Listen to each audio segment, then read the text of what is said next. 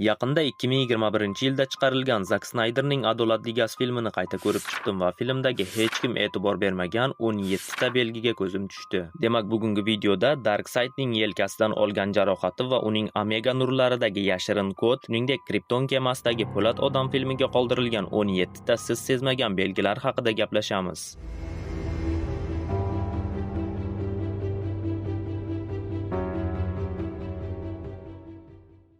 Flash va Supermanning jang qilgan sahnasiga e'tibor bering. Superman unga lazerlarni otishga tayyorgarlik ko'rayotganida, Flash qo'li bilan film oxirida vaqtni ortga qaytargani kabi ishora qiladi. Ya'ni u bu yerda o'z jonini saqlab qolish uchun bu qudratini ishlatmoqchi bo'lgan, lekin buni film oxirida to'liq ko'rdik. Shuningdek, ushbu yozuvlar orasida O'rgimchak odamning amakisi Ben Parkerning ismini ham ko'rishimiz mumkin, lekin buni ko'pchilik allaqachon sezib bo'lgan, shuning uchun ro'yxatga qo'shib o'tirmadi. Darkseid va uning armiyasiga qarshi jangda Ares Darkseidning o'ng yelkasiga zarba beradi. Bu zarba uning sovutini teshib o'tish bilan uni holsizlantirib, hushidan ketishiga sabab bo'ladi. Endi esa uning hozirgi versiyasiga e'tibor bersangiz, shuncha yildan so'ng ham ushbu jarohat olgan yeri turibdi. Jarohat bitib ketgan bo'lishi mumkin, lekin u o'sha kechadagi alamini yerliklardan olish uchun ushbu teshilgan sovutni hali ham almashtirgani yo'q. Bu esa uni qanchalar qasosga tashna yovuz ekanligini isboti. Batman Adolat ligasi a'zolarini o'z maxfiygohiga taklif etganida Alfred unga qarab, "Men choy olib kelaman" deydi va yana to'xtab, "Men va nihoyat choy damlaymanmi? Qiziq, buning uchun bokallarni qayerdan olaman?" deb aytadi. Chunki uning oldiga Bryusdan tashqari hech kim oldin mehmonga kelmagan. Keyingi kadrda Batman o'z tushi haqida gapirib berayotganida bokallarni ko'rishimiz mumkin. Demak, Alfred ularni va nihoyat topibdi.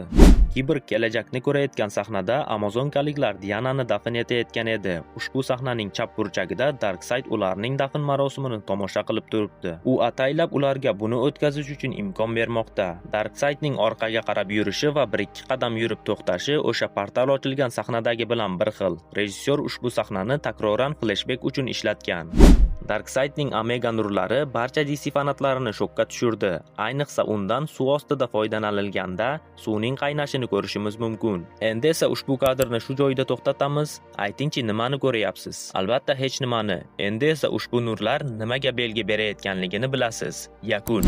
Flashning qanchalik tez ekanligini bizga ko'rsatish uchun u yugurgan kadrlarning aksariyati sekinlashtirilgan bo'ladi. Ushbu odamlarni qutqarish operatsiyasini sekinlashtirib ko'rsangiz, u qanday qilib toshlarni itarganligini ko'rishimiz mumkin. Lekin mana bu yerda u biroz turib o'ylamoqda. Tasavvur qiling, Flash shu qadar tezki, hatto keyingi ishida nima qilishini ham turib o'ylamoqda. Lois Lane kafedan chiqayotgan sahnaning orqa fonida film rejissyori Zak Snayderning kameosi mavjud.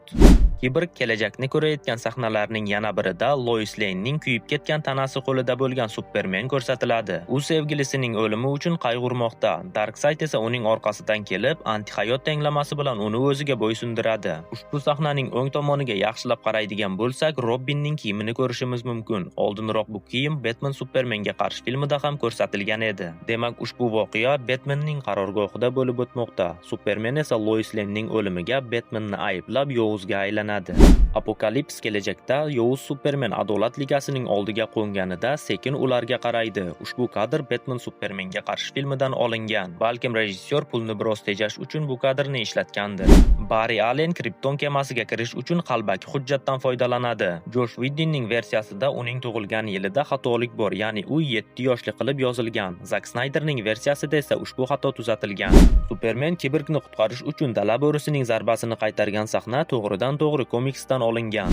Batman film oxirida Batmobilning ustida turgan sahna ham Qora Ritser komiksidan olingan. Shuningdek, bu yerda bir to'da qo'llari bog'langan jinoyatchilarni ham ko'rishimiz mumkin.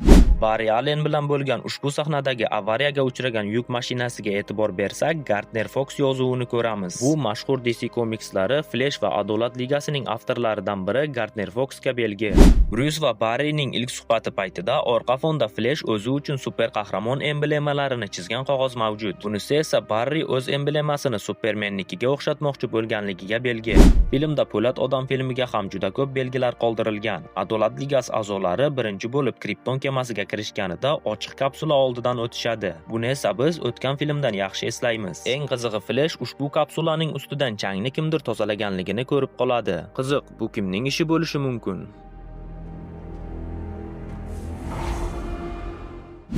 Flash Batmandan Sputnikingiz bormi deb so'raganida, u uning bir qismi deb javob beradi.